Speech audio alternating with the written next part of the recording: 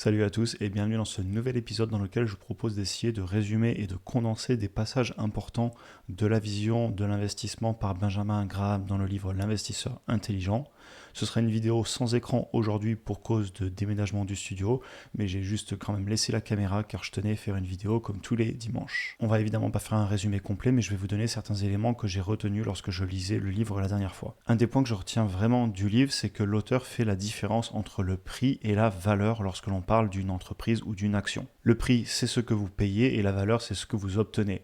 Et c'est à ça que sert la bourse, c'est-à-dire qu'on va tous les jours vous proposer le prix d'une action et vous allez l'acheter ou pas selon si vous estimez, si vous obtenez assez de valeur pour ce prix. Et la bourse est un outil pour lui. Il fait d'ailleurs une analogie que j'ai déjà mentionnée dans d'autres vidéos, qui est l'analogie d'un agent immobilier qui passerait chez vous tous les jours, voire toutes les heures pour vous donner le prix de votre maison.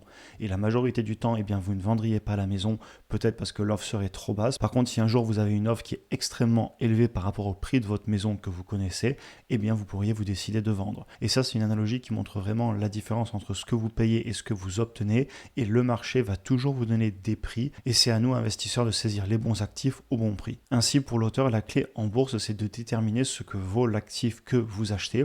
Et il explique aussi, c'est une analogie qui est très connue, que sur le court terme, les marchés boursiers, c'est une machine à voter. En fait, c'est l'offre et la demande. Si assez de personnes veulent bien payer une action à un tel prix, eh bien, ce sera le prix à laquelle elle se vendra. Et à l'inverse, si un jour il y a de la panique et que plus personne ne veut acheter un actif, eh bien, le prix va baisser.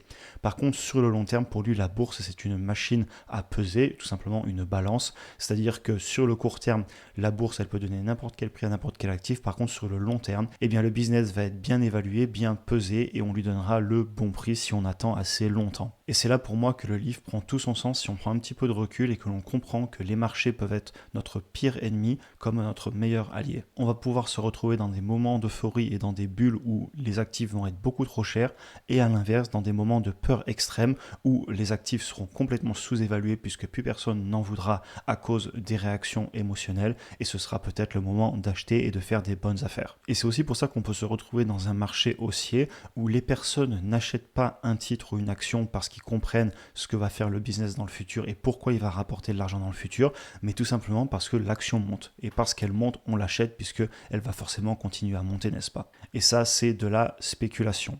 À l'inverse, pour l'auteur, investir, c'est faire ses devoirs, creuser, comprendre une entreprise, la concurrence, le secteur d'activité, ce que fait la direction, projeter ses chiffres dans le futur pour savoir combien de cash flow on va obtenir chaque année sur la totalité de la vie du business. Et donc pour l'auteur, investir consiste donc essentiellement à construire un modèle de ce que cette entreprise va produire au cours de sa vie ou au cours de la possession que vous aurez de son titre, donc de l'action en bourse. Et c'est là qu'on en arrive à l'idée de faire du retour sur investissement à la valeur d'un titre.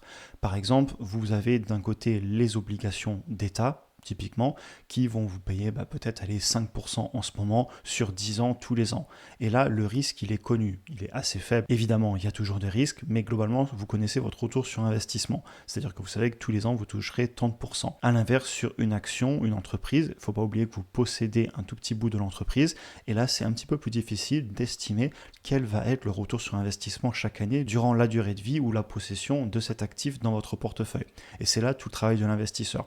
Et c'est aussi pour ça qu'on parle souvent de taux sans risque ou de risk-free rate en anglais, c'est-à-dire qu'en fait, quand on fait un investissement, on va chercher à faire mieux qu'une obligation sans risque. Et c'est plus difficile, mais c'est tout le principe que de vouloir acheter un actif au bon prix, et cet actif, lui, ensuite, il ne sera pas limité comme un contrat ou une obligation qui vous dirait c'est 5% par an, mais on va pouvoir faire beaucoup plus si le business se comporte bien et si on a bien acheté l'entreprise. Et c'est en comparant ces investissements au taux sans risque que d'ailleurs l'auteur a amené le concept assez connu de marge de sécurité. Donc au final, une action, c'est une part d'entreprise, c'est évidemment moins prévisible qu'une obligation sans risque et ça va être notre travail d'investisseur que de déterminer combien de produits vont être vendus chaque année, quels seront les coûts, quelles seront les marges, quelle partie de l'argent gagné va devoir être réinvesti pour maintenir le business, etc.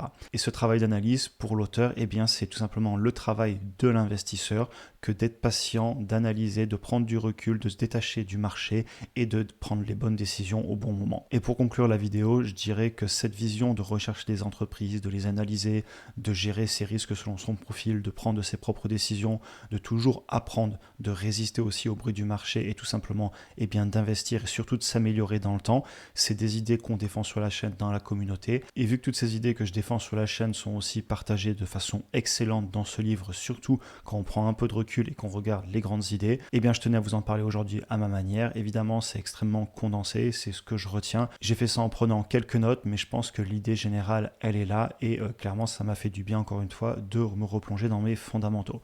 J'espère que la vidéo vous a intéressé. Comme d'habitude, je vous retrouve dans les commentaires pour en parler. Je vous souhaite une bonne journée et à très bientôt.